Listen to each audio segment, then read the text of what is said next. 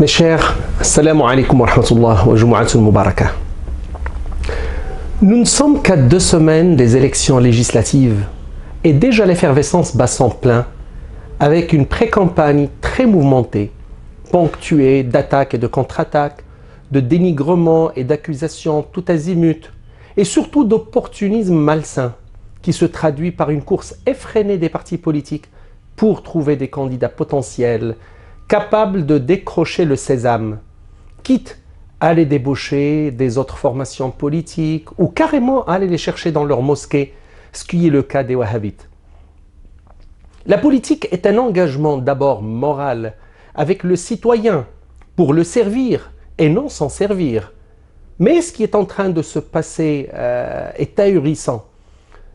Tout est bon pour décrocher des sièges et la fin justifie les moyens, quitte à présenter des repris de justice, des trafiquants de drogue et même des wahhabites qui tout récemment menaçaient de mettre le pays à feu et à sang et d'instaurer une imara à la daïchienne. Qu'est-ce qui arrive à nos partis politiques? Pourquoi cette surenchère de l'horreur et du mépris? Le Maroc manque tellement de cadres et de ressources humaines valables?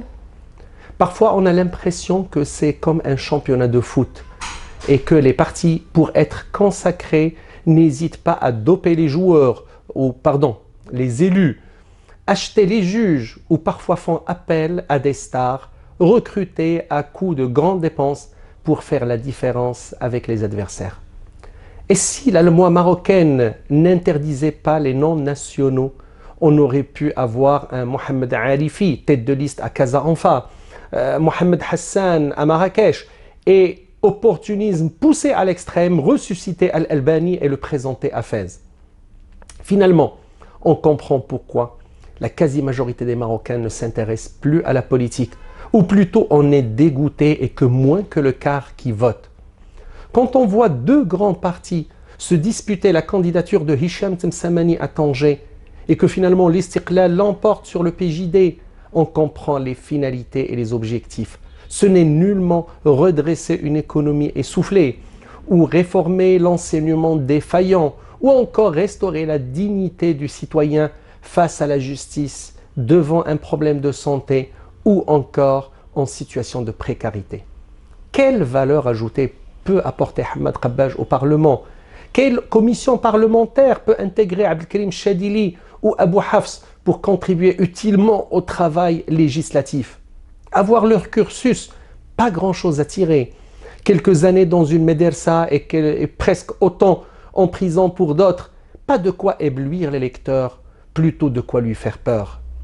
On sait tous que l'amour de la patrie fait partie intégrante de la foi, mais les candidats wahhabites reçoivent leur accréditation de l'ambassade des États-Unis. Selon le journal Libération, c'est lors d'une réunion à Rabat que le responsable américain des affaires politiques avait exhorté les chefs des partis politiques marocains à présenter des salafistes aux prochaines élections. Dans le cadre de l'ALE, l'accord de libre-échange avec les États-Unis, on peut les leur exporter et ils n'auront pas à les dédouaner parce que nous, on a déjà payé le prix. Par contre, les Marocains doivent se ressaisir et prendre leur destin en main et commencer à travailler pour assainir le présent et construire un futur meilleur, intelligemment et à vendredi prochain, Inch'Allah.